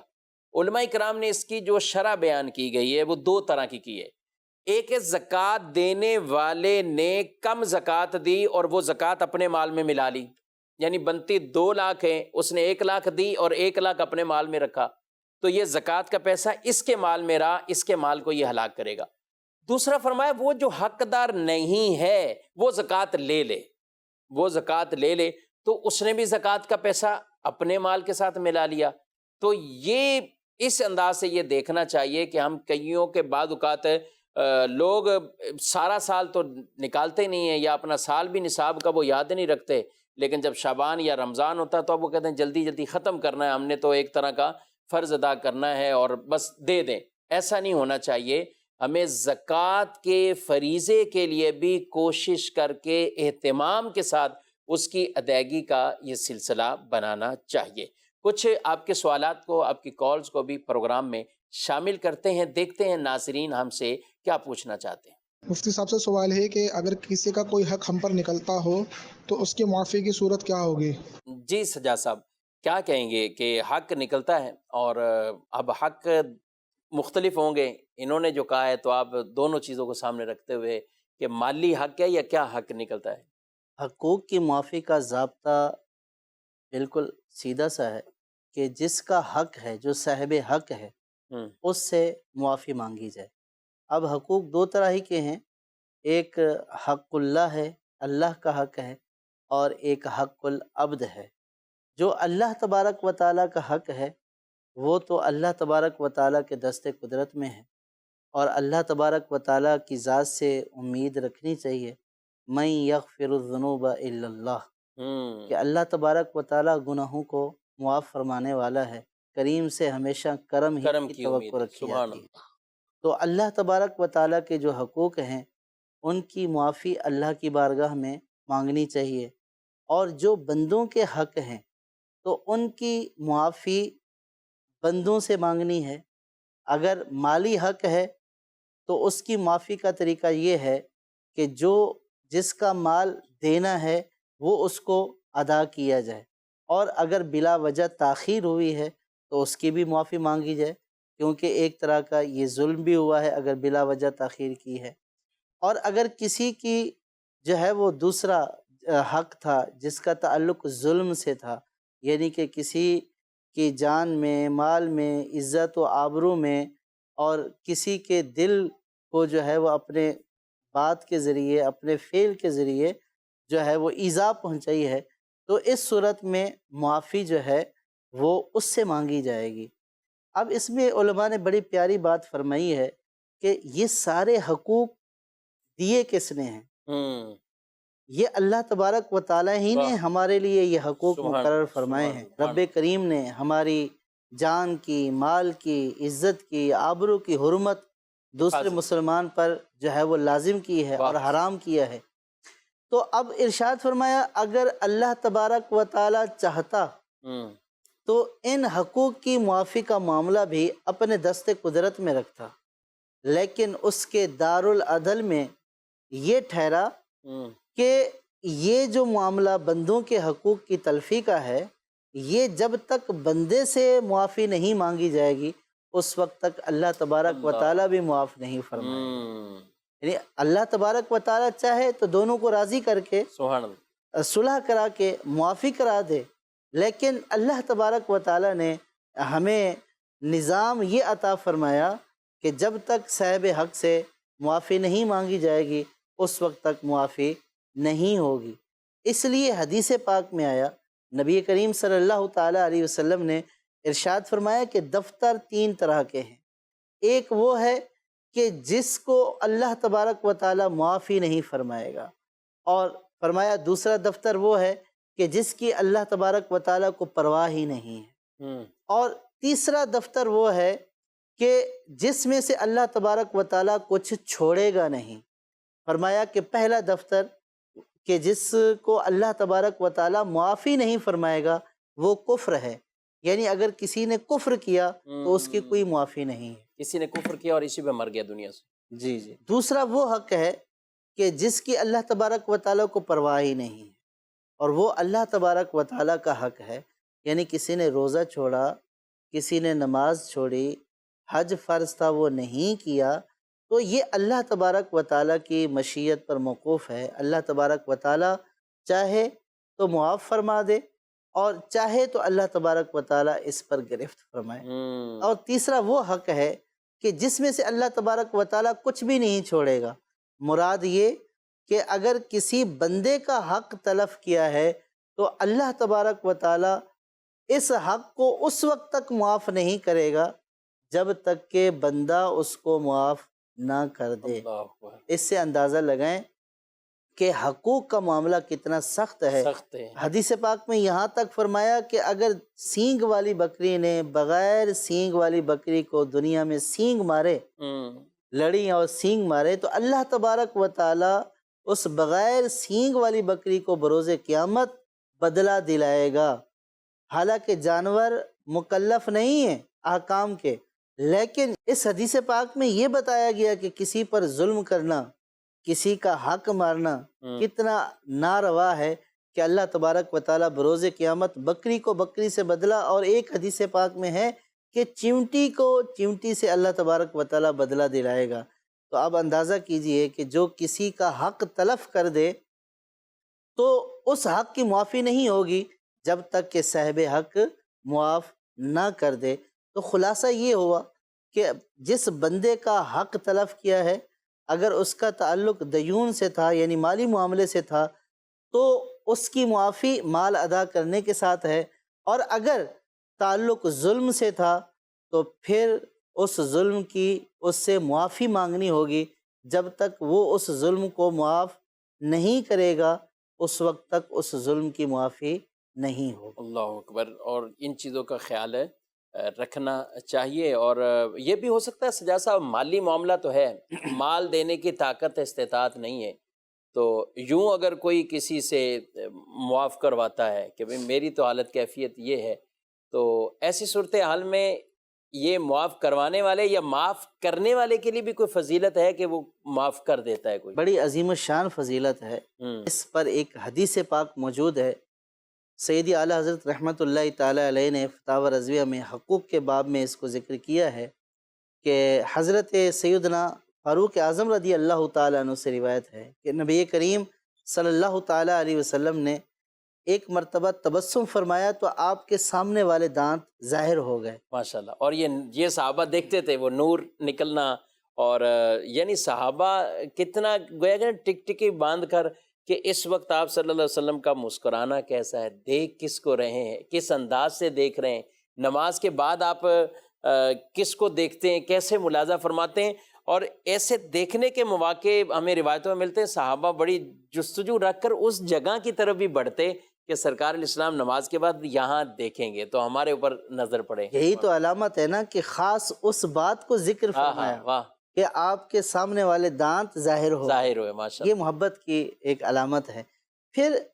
عرض کی یا رسول اللہ صلی اللہ تعالیٰ علیہ وسلم آپ کیوں مسکرائے؟ نبی کریم صلی اللہ تعالیٰ علیہ وسلم نے ارشاد فرمایا کہ میری امت میں سے دو اشخاص اللہ کی بارگاہ میں پیش ہوئے اپنے زانوں کے بل، گھٹنوں کے بل، اور ایک شخص نے اللہ کی بارگاہ میں عرض کی کہ یا رب کریم اس سے میرا حق دلایا جائے۔ تو جو دوسرا شخص ہے وہ کہے گا کہ یا رب کریم میرے پاس تو کچھ بھی نہیں ہے، میں اس کا کیسے حق ادا کروں؟ تو جو مدعی ہوگا، جو حق کا مطالبہ کرنے والا ہوگا، وہ کہے گا کہ ٹھیک ہے میرے گناہ اس کو دے دیے جائیں، اس پر ڈال دیے جائیں۔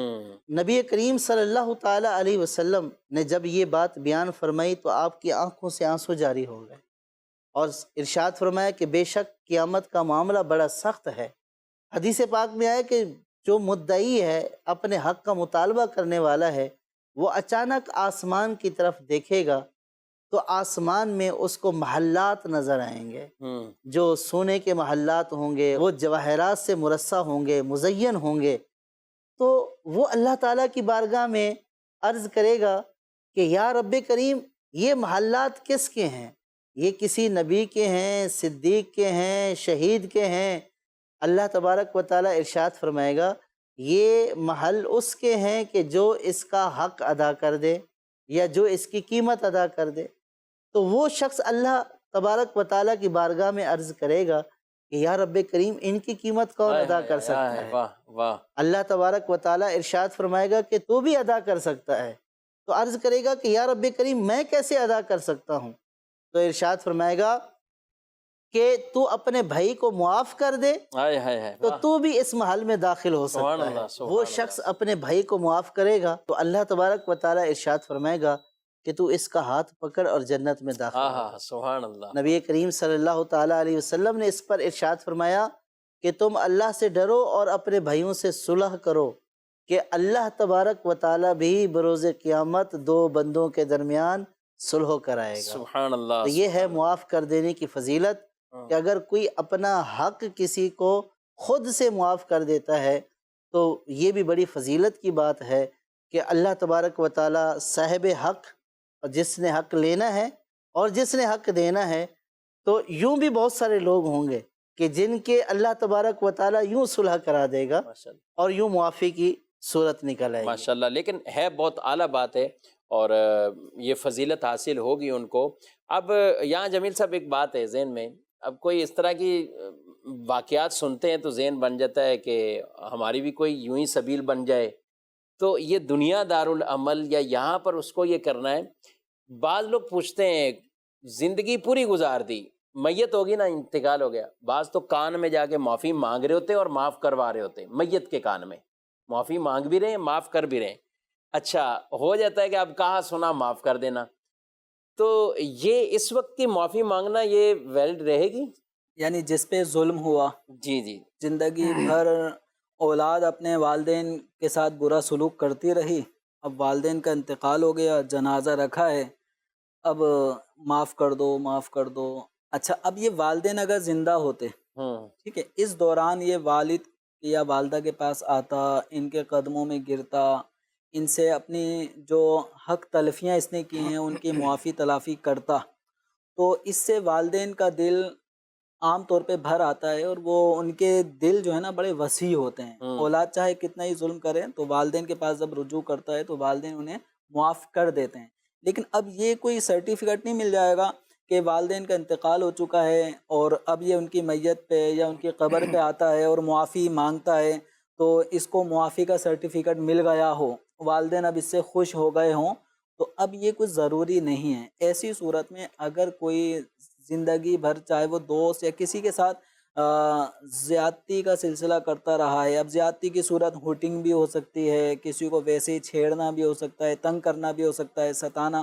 تو اب ایسا شخص جو مظلوم تھا وہ انتقال کر جائے تو اس کو چاہیے کہ اپنے اس مظلوم بھائی کے لیے اللہ کی بارگاہ میں دعائے مغفرت کرتا رہے۔ تو اس کا یہ دعائے مغفرت کرتے رہنا اس مسلمان کے حق میں ایک نیکی کی صورت میں بنتا رہے گا، اس کے لیے بکثرت اصالہ ثواب کرتا رہے، تو یہ اپنے طور پہ جو دنیا میں اس نے زیادتی کی،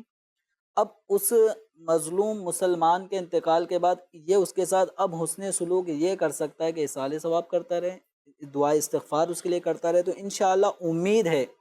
کہ جب کوئی شخص صدقے دل سے صاحب حق کو اس کا حق ادا کرنا چاہتا ہے اور حق کی ادائیگی کا اسے موقع نہ مل پایا، تو کل بروز قیامت جو اس طرح کے جو معاملات ہیں، یہ کہ صاحب حق اس کو جو ہے وہ جنت کے محل دکھائے جائیں گے اور اس سے کہا جائے گا جو اپنے بھائی کو اپنا حق معاف کر دے تو اس کے لیے یہ ہے۔ تو جو دنیا میں جو شخص حق کی ادائیگی کرنا چاہتا تھا، موقع نہیں مل پایا، تو اس کے لیے اس طرح کی سبیلیں بنا دی جائیں گی۔ ورنہ اگر کوئی دنیا میں کسی کی حق تلفیاں کرتا رہا اور جس کا دل یہی ہے کہ میں اس کا بھی حق اٹھا لوں، اس کا بھی چھین لوں، اس کا بھی یہ کر لوں، تو ہوتا یہ ہے کہ پھر ایسے آدمی بے باک ہو جاتے ہیں۔ یہ 5 روپے سے یہ حق تلفیاں شروع ہوتے ہوتے پھر یہ کروڑوں اربوں تک خربوں تک پہنچ جاتی ہیں۔ تو ایسے افراد کو ڈرنا چاہیے کہ جب احادیث کریمہ میں سینگ والی بکری کو بغیر سینگ والی بکری پر ظلم کرنے کی وجہ سے اس سے بدلہ دلایا جائے گا، تو ان روایات کو بھی سامنے رکھنا چاہیے۔ ہمارے اسلاف کا انداز کیا ہوتا تھا، جیسے حضرت سیدنا عثمان غنی رضی اللہ تعالیٰ عنہ کی سیرت مبارکہ میں آتا ہے کہ آپ نے اپنے ایک غلام کو بلایا اور بلانے کے بعد ارشاد فرمایا کہ میں نے ایک مرتبہ تیرا کان ذرا زور سے مروڑ دیا تھا، تو اب اس لیے مجھ سے اس کا بدلہ لے لے۔ عثمان غنی رضی اللہ عنہ امیر المؤمنین ہیں اور قطعی جنتی ہیں، عشرہ مبشرہ میں یہ شامل ہیں، کئی بار حضور صلی اللہ تعالیٰ علیہ وآلہ وسلم کے فرامین پر راہ خدا میں مال خرچ کر کے جنت حاصل کی ہے۔ اس کے باوجود آپ کا حال کیا ہے کہ اپنے غلام کا کان زور سے موڑ دیا۔ ایک ہوتا ہے کان پکڑ لینا، ایک چلو زور سے موڑ دینا، تو وہ بات بھی آپ کے پیش نظر ہے کہ میں نے اس غلام سے، آقا ہیں، مالک ہیں، اپنے غلام سے یہ شرم نہیں کر رہے کہ میں آقا ہوں، میں مالک ہوں، یہ میرا خریدا ہوا غلام ہے، میں معافی مانگوں۔ لیکن چونکہ ان حضرات قدسیہ کے پیش نظر یہ ہوتا تھا مالک یوم الدین، اللہ تبارک و تعالیٰ قیامت کے دن انصاف کے دن کا مالک ہے، اور ایک ایک چیز کھل کر سامنے آیا ہوگی، تو یہ حضرات قدسیہ اللہ تبارک و تعالیٰ کی بارگاہ میں بندوں کے حقوق سے بڑا ڈرتے تھے کہ کہیں کل بروز قیامت یہی غلام، آج تو یہ غلام ہے، کبھی مطالبہ بھی نہیں کر پائے گا کہ آپ نے میرا کان موڑا تھا تو اس لیے میں بدلہ لوں گا، یہ ہمت غلام نہیں کرے گا۔ آج کل ہمارا کوئی ملازم ہے تو وہ سیٹ صاحب سے یہ نہیں کہہ سکتا کہ آپ نے مجھے ڈانٹا تھا اس لیے مجھے قلبی تکلیف ہوئی، آپ نے یوں کیا تھا، آپ نے زور سے مارا تھا، یہ نہیں کرتے۔ تو غلام میں بھی ہمت نہیں ہے کہ وہ یوں کرے، لیکن حضرت عثمان غنی رضی اللہ تعالیٰ عنہ آپ کا انداز کیا ہے، اپنے غلام سے کہتے ہیں کہ میں نے تمہارا کان ایک دفعہ موڑ دیا تھا، مروڑا تھا، تو اس کا بدلہ لے لو، یہ نہیں کہ مجھے معاف کر دو، کہ مجھے معاف کر دو، آپ نے کہا کہ اس کا بدلہ لے لو۔ بدلہ لینے کا مطلب کیا ہے کہ اب تم بھی ایسا ہی کرو، لیکن یہ ہمارے اسلاف کا انداز ہوا کرتا تھا، اور یہ انداز ہم بھی اختیار کریں تو ہمارا معاشرہ جو ہے نا بہت زیادہ امن و امان کی طرف جا سکتا ہے، گہوارہ بن سکتا ہے، ہمارے گھروں کے اندر ماحول اچھا ہو سکتا ہے۔ جمیل صاحب، یہ تو آپ نے بیان کر دیا کہ اس سے معافی مانگ لے، مرحوم ہے اب دنیا سے چلا گیا ہے تو اس کے لیے دعائے مغفرت کرے، تو اس کے لیے اصالہ ثواب کرے، کوئی صورت یہ سبیل بن سکتی اس کی معافی کے لیے، اس کی بخشش کے لیے۔ تو ایک تو عام اغلاط کوئی کیے ہیں، کسی کا دل دکھایا ہوا ہے، کوئی اور تکلیفیں پہنچائی ہوئی ہیں، اور ایک ساتھ ساتھ یہ ہے کہ پیسے بھی اس کے دبائے ہوئے ہیں، اب وہ چلا گیا تو اب یہ چاہتے کہ یہ پیسوں کا کچھ صورت بنائیں، یہ کریں، تو جو اس طرح کے حق کسی کے ذمے لازم ہیں اور وہ دنیا سے چلا گیا، اور اس کو اب کیا کریں، کیا ادائیگی اس کی صورت ہو سکتی ہے؟ اب کسی شخص کا مالی اعتبار سے حق اس شخص پر آتا ہے، مثال کے طور پہ وہ دکاندار تھا جس نے اس کو مال بیچا تھا، اب اس کے 50,000 روپے اس کے ذمہ لازم ہیں، تو اب یہ سیٹھ صاحب کے جنازے پہ جاتا ہے اور اس کے کان میں کہہ دیتا ہے مجھے معاف کر دینا، تو اس طرح سے یہ 50,000 روپے معاف نہیں ہوں گے۔ یہ جو میت ہے اس کے جتنے جملہ مال و اسباب جو اس نے چھوڑا ہے، جسے ہم ترکہ کہتے ہیں، تو اس ترکے میں یہ 50,000 روپے بھی شامل ہیں۔ صحیح۔ تو اب جب وارثوں کا حق ہے تو میت سے معافی تلافی کرنے سے وہ معاف، مالی حق اس طرح معاف نہیں ہوگا، مالی حق معاف نہیں ہوں گے۔ جو قرضے لیے تھے وہ قرض، میت اگر دنیا سے چلے بھی گئی تو اب وہ اس آدمی کے فوت ہونے سے وہ قرضہ جو اس نے واپسی لینا تھا لیکن دنیا سے چلا گیا، تو اب وہ قرضہ اس کے اولاد کے حق میں وراثت بن جائے گی، اب اس کے نئے حقدار پیدا ہو گئے، تو اس لیے اب خالی خالی میت سے معافی تلافی یوں کر لینے سے معاف نہیں ہوگا، نہیں ہوں گے۔ ٹھیک ہے، یہ انداز اختیار کرنے چاہیے۔ اس کے لیے دارالفتہ سنت سے باقاعدہ رہنمائی بھی لے سکتے ہیں، ان کے ورثہ کی کچھ ڈیٹیل بتا کر، تاکہ آپ جن کا حق بنتا ہے ان حق داروں تک وہ پہنچا دیں، اور اسی طرح سجاد صاحب کیا سب کو گھر پہ ان کے یہاں اطلاع دیں، یا کسی ایک شخص کو، ایک وارث کو بھی؟ بعض اوقات یہ بھی ہوتا ہے کہ ایک بیٹا والد کے ساتھ بزنس کرنے والا ہے اور بقیہ بیٹے کچھ جاب کر رہے ہیں، کچھ اپنے سائڈ پہ ہیں، اپنے معاملات چلا رہے ہیں، تو اسی کے ساتھ ہی وہ لینا دینا کلیئر کروا دیا جاتا ہے، تو ورثہ جب اس کے بیٹے بھی ہیں، بیٹیاں بھی ہیں، سب یہ شامل ہیں، تو اس میں کیا انداز اختیار کرنا چاہیے؟ اس میں انداز یہ ہو کہ ان میں سے جو دیانتدار شخص ہے اس کو دینا چاہیے، جس کے بارے میں یہ علم ہو کہ اس کو دیا جائے گا تو یہ پھر اس کو ترکے میں شامل کر لے گا، یا پھر یہ کہ جو خود ورثاء میں سے تو نہیں ہے لیکن فیملی کا بڑا ہے تو اس کے حوالے کر دیے جائیں تاکہ وہ سب میں جو ہے وہ تقسیم کر دے۔ ٹھیک ہے۔ بہرحال اگر اس دینے والے نے، یعنی جس پر مطالبہ ہے، اس نے اگر کسی وارث تک پہنچا دیے کہ بھئی آپ کا باپ کے میں نے ادا کرنے تھے، صحیح۔ تو اس کی تو ادائیگی ہو گئی۔ ٹھیک ہے، اب اگر خیانت کی ہے تو آگے اس نے کی، آگے اس نے کی ہے۔ لیکن پھر بھی کہ یہ تمام ورثاء کو مل جائے تو کسی دیانتدار شخص کو ہی دینے چاہیے۔ ٹھیک ہے، کسی ایک کو بھی دیں تو دوسروں کو بتا دیا جائے، دیگر ان کے جو ورثہ ہیں، ایسا بھی ہو سکتا ہے کہ ان کو اطلاع دے دی جائے کہ جو بھی آپ کا ترکہ تقسیم ہو، وراثت، بھلے وراثت ابھی فی الحال نہیں بھی تقسیم ہو رہے، یہ تو پیسہ وراثت کا ہی آیا ایک طرح کا، تو اس کے مطابق اس کی تقسیم کاری وہ کر لینی چاہیے۔ کچھ اور کالز لیتے ہیں، دیکھتے ہیں ناظرین کیا پوچھیں۔ میرا سوال یہ ہے، اگر ہم کسی سے معافی مانگے اور وہ ہمیں معاف نہ کرے تو پھر ہم کیا کریں؟ یہ سجاد صاحب کئیوں کی انہوں نے نمائندگی کر دی، رشتہ داروں میں بھی ایسا ہوتا ہے، ایک تو ہے معافی کوئی مانگتا نہیں ہے، معافی مانگنا یہ بھی تو ایک ہے ایک کام. سب یہی کہتے ہیں، جیسے ابھی ہم نے میتوں کے حوالے سے کہا، وہاں سارے آ جائیں گے، برسوں بیٹھے رہے ناراضگی کے ساتھ، پتہ چلا مر گئے ہیں، وہ انتقال ہو گیا، آ گئے، اس کو کندھا دے رہے ہیں، اس کو اٹھا رہے ہیں، اب اس سے ورثتیں مل رہے ہیں. بھائی یہ انداز ہمارے یہاں معاشرے میں ہے. کاش زندگی میں اسے تھوڑا سا کندھا دے دیا جاتا تو شاید اس سے کئی معاملات اور بھی سلجھ جاتے. تو موت کا ہی انتظار نہیں کرنا چاہیے. جب اس طرح کا معاملہ ہے تو اس معاملات کو سولو کر لینا چاہیے. یہ کہہ رہے ہیں کہ بھئی معافی مانگنے بھی جائیں یا مانگیں بھی، سامنے والا نہیں معاف کرتا، کیا کرنا چاہیے؟ جس سے مطالبہ ہے حق کا، اس پر دو ہی چیزیں لازم ہیں، یا تو وہ حق ادا کرے یا وہ معافی مانگے. صحیح. اگر حق ایسا ہے کہ جس کی ادائیگی بنتی ہے، یعنی مالی حق ہے، تو وہ ادا کرے یا پھر وہ معاف کروائے. یوں ہی جو دوسرا حق ہے جس کا تعلق ظلم سے ہے، تو اس کی تو اس نے معافی ہی مانگنی ہے. تو اب اگر سامنے والا معاف نہیں کرتا ہے، وہ یا تو اس کا بدلہ لے گا یا پھر معاف کرے گا. تو دیکھیے، معاف کرنا بھی ایک بہت بڑا باعث برکت اور فضیلت والا کام ہے. جہاں شریعت مطہرہ نے، یا یوں سمجھے کہ حدیث پاک میں پیارے آقا صلی اللہ تعالیٰ علیہ وسلم نے مقروض کا نماز جنازہ نہ پڑھا کر امت کو یہ درس دیا کہ مقروض جو ہے وہ نبی کی رحمت کی دعا سے بھی محروم ہو سکتا ہے. تو وہاں آپ صلی اللہ تعالیٰ علیہ وسلم نے قرض دینے والوں کو، جو مطالبہ کرنے والے ہیں، تو ان کے لیے بھی آپ صلی اللہ تعالیٰ علیہ وسلم کے واضح اور روشن پیغامات ہیں. اور آپ صلی اللہ تعالیٰ علیہ وسلم نے ایسے لوگوں کو یہ تعلیم ارشاد فرمائی کہ اگر تم کسی مفلس کو دیکھو کہ جو ادائیگی کرنے میں جس کو مشکل ہو رہی ہے یا وہ ادائیگی نہیں کر سکتا ہے، اگر ادائیگی میں مشکل ہے تو اس کو مہلت دو، اور اگر ادائیگی نہیں کر سکتا تو اس کو معاف کر دو. تو اس کی فضیلت کیا ہے؟ حدیث پاک میں آیا،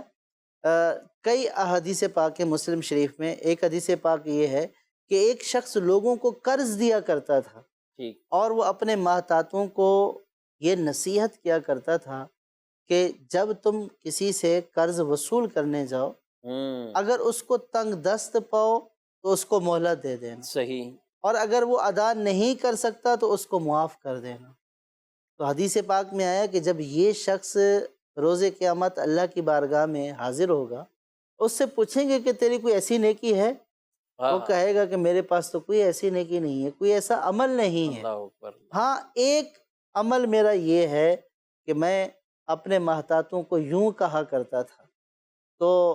پھر اللہ تبارک و تعالیٰ ارشاد فرمائے گا کہ یہ بندہ ہو کر میرے بندوں کو معاف کرتا تھا،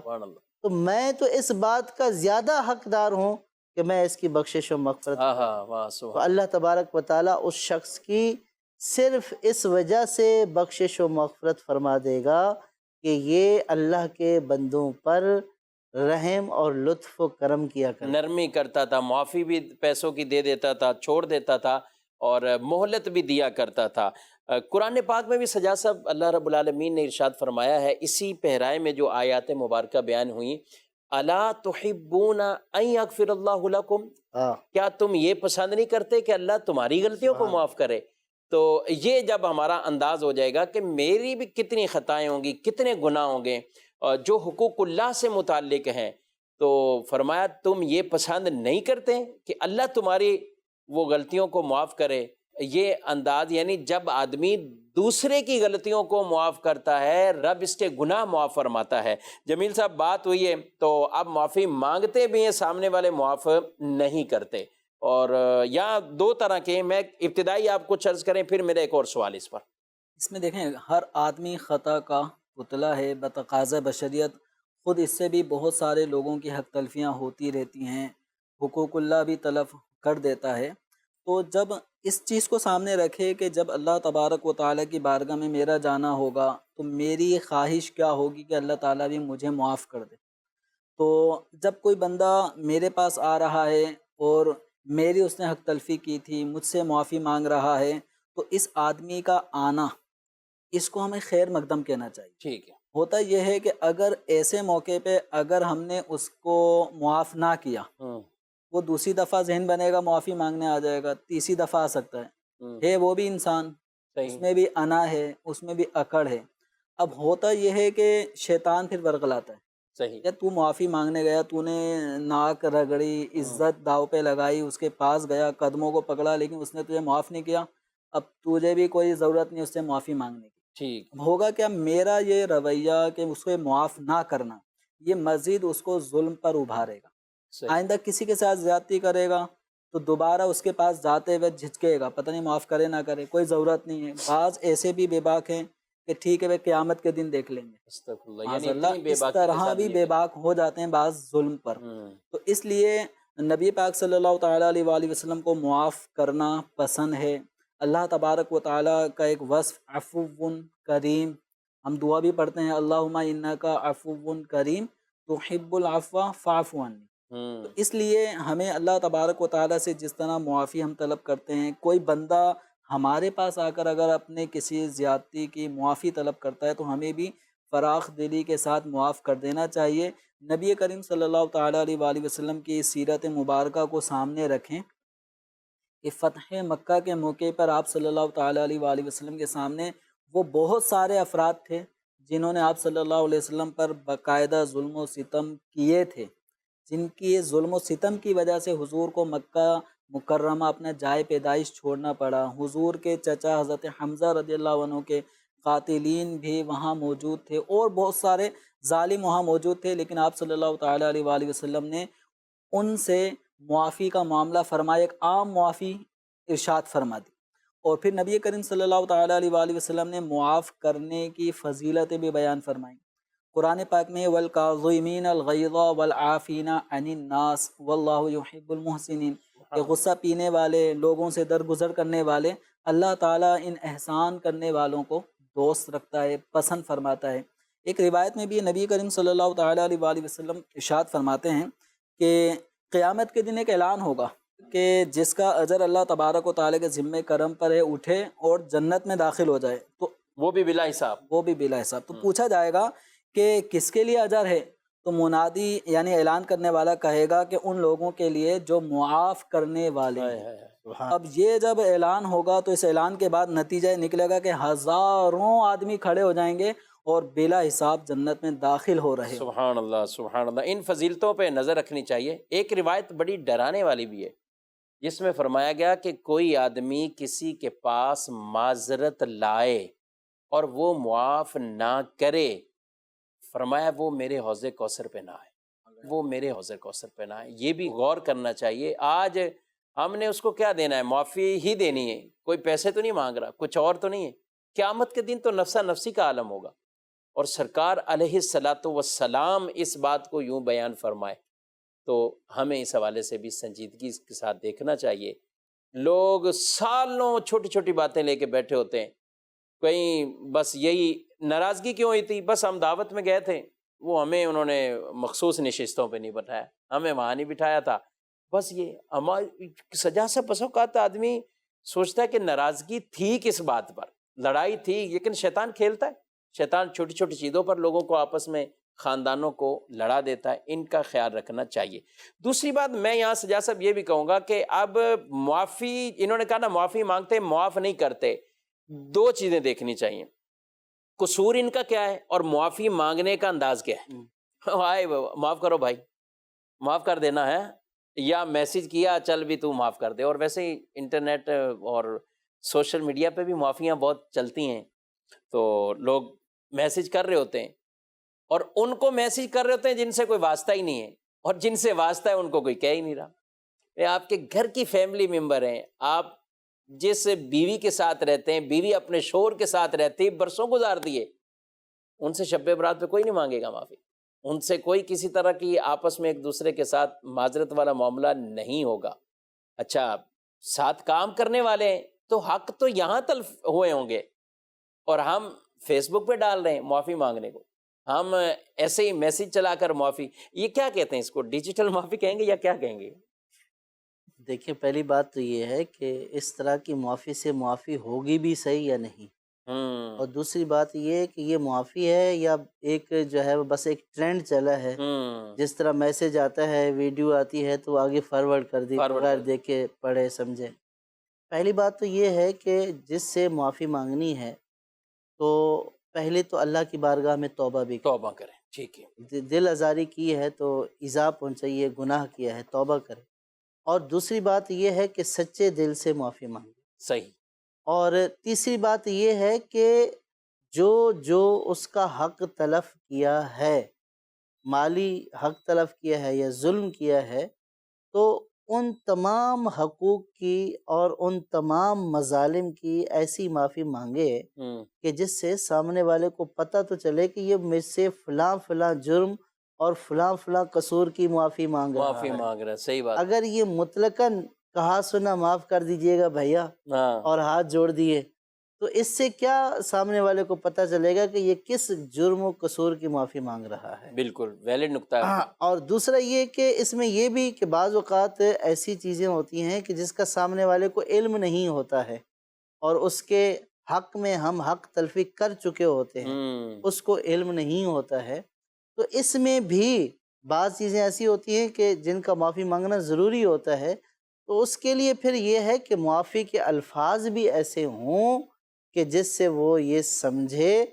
کہ اگر خدا نہ خواستہ اس نے میری جان میں، مال میں، عزت آبرو میں کوئی ایسا قصور کیا ہے، اور اب وہ معافی کے الفاظ اتنی وسعت والے ہیں کہ جس سے اس کو بھی یہ سمجھ میں آئے، جیسے یہ بولا کہ میں نے آپ کا کبھی بھی کسی وقت چھوٹے سے چھوٹا، بڑے سے بڑا مال تلف کیا ہے، یا میں نے آپ کے حق میں کوئی چھوٹے سے چھوٹا، بڑے سے بڑا، جتنا آپ تصور کر سکتے ہیں یا تصور نہیں کر سکتے ہیں میرے بارے میں کہ میں آپ کی اتنی حق تلفی کروں، میں ان تمام اپنی خطاؤں سے معافی چاہتا ہوں۔ تو اب اگر اس طرح کی معافی مانگے گا تو ہی ان جرموں اور خطاؤں کی معافی ہوگی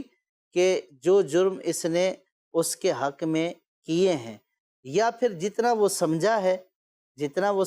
اتنے کی معافی ہوگی، اور جتنا وہ نہیں سمجھا ہے اتنے کی معافی نہیں ہوگی۔ یہ ظلم کے بارے میں ہے، پیسوں کے بارے میں نہیں ہے۔ ابھی پیسوں کی اور پیسوں کی تو وہی ہے کہ ادائیگی کرنی ہے، ٹھیک ہے۔ اچھا اب اس میں وہی ہے کہ صرف یہ رسمی معاملہ نہیں ہونا چاہیے، اللہ سے ڈرتے ہوئے اللہ کی رضا کے لیے اور اس مسلمان کے حق کو پورا کرنے کے لیے کہ جو میں نے تلف کیا ہے دنیا میں بس اس کا جو ہے وہ معافی کے ذریعے تلافی ہو جائے، اور قیامت والے دن مجھے اس کے حق میں نہ پکڑا جائے۔ اس ڈر سے جب بندہ معافی کا تصور کرے گا تو پھر انہی کو بھیجے گا معافی نامہ کہ جن سے ان کا تعلق ہے، اور اگر یہ تصور نہیں ہے، بس رسمی ایک معاملہ چل رہا ہے، تو پھر ان کو بھیجے گا کہ جن کو بھیجنا ہی نہیں ہے۔ تو اس لیے پہلے اس بات کے اوپر غور کر لینا چاہیے کہ شب برات کے موقع کے اوپر معافی مانگنا بہت اچھی بات ہے، بالکل صحیح بات، اور صرف شب برات ہی نہیں کہ شب برات کا انتظار کرے، ٹھیک ہے، تو موت کا کوئی بھروسہ نہیں صحیح ہے، بات ہے، بالکل تو ہر وقت ہی محتاط رہے، اور جہاں اس کو محسوس ہو کہ اس سے کسی کی حق تلفی ہو گئی ہے تو فوراً آگاہ ہو جائے اور اس سے ڈائریکٹ رابطہ کر کے معافی مانگنی چاہیے، اور اپنے ارد گرد اپنے ساتھ رہنے والے اور اپنے گھر کے اندر رہنے والے ان کے حوالے سے کچھ زیادہ ہمیں سنجیدگی کے ساتھ یہاں پہ بھی معافی تلافی کا وہ سلسلہ کرنا چاہیے۔ یعنی بھائی بہنیں ساتھ ہیں، رشتہ دار بھی ہیں، پھر جن سے اکثر بیشتر واسطہ پڑتا رہتا ہے، غلطیوں کا اندیشہ وہاں پر ہے، بس یہ بات سمجھانا مقصود ہے۔ کوئی ایس ایم ایس سے معافی مانگنے کی ہم کوئی وہ ممانعت نہیں کر رہے، ٹھیک ہے، یہ بھی سجا صاحب ہمت والے کا کام ہے، کوئی میسج بھی کر رہا ہے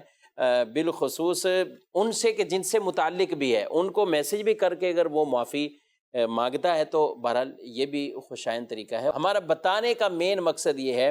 کہ آدمی خود سنجیدہ ہو کہ میں نے کس سے کیسے معافی مانگنی ہے،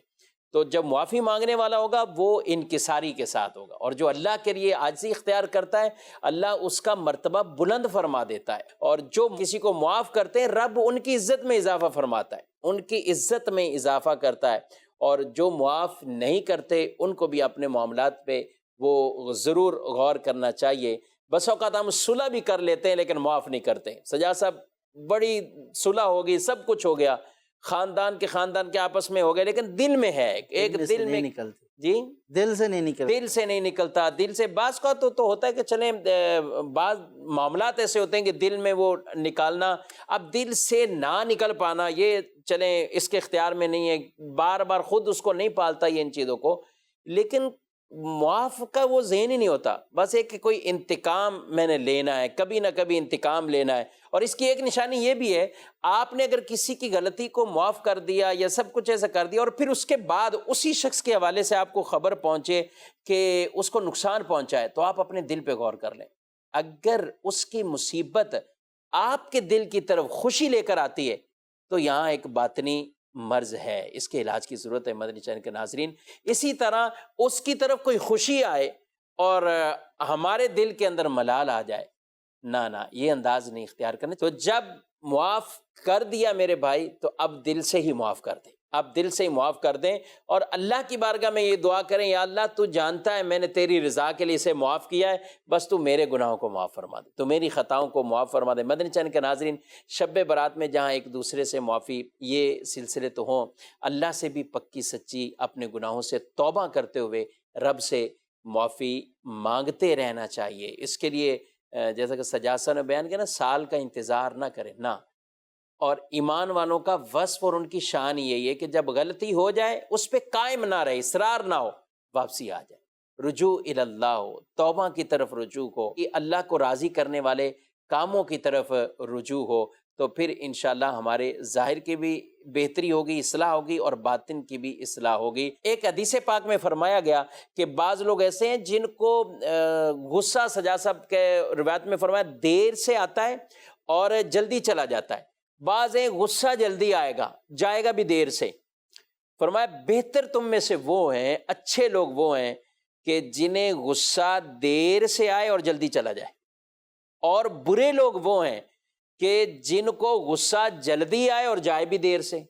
اس طرح انداز نہیں اختیار کرنے چاہیے. غصہ آ جائے ایک فطری معاملہ ہے، لیکن اس غصے کو کنٹرول کرنا ہماری ذمہ داری ہے. اس غصے کے بعد ایسا کوئی نتیجہ غلط نہیں نکلنا چاہیے کہ جس کی وجہ سے دوسرے کی کوئی حق تلفی ہو. مدنی چینل کے ناظرین، یہ پروگرام پیش کرنے کا مقصد یہی تھا کہ حقوق کے حوالے سے معافی کیسے ہو سکتی ہے، مالی حق کی بھی تفصیل بتائی، اور جو مال کے علاوہ دوسرے حقوق العباد ہمارے اوپر متعلق ہوتے ہیں ان کی بھی کچھ تفصیلات عرض کی ہیں. اللہ رب العالمین ہم سب کو اس پر عمل کرنے کی توفیق عطا فرمائے. مدنی چینل دیکھتے رہیے. اللہ مجھے آپ کو اپنے حفظ و امان میں رکھے. آمین بجاہ النبی الامین صلی اللہ علیہ وآلہ وسلم. چاہیے گر دین و دنیا میں سکو دل کی خوشی، چاہیے گر دین و دنیا میں سکو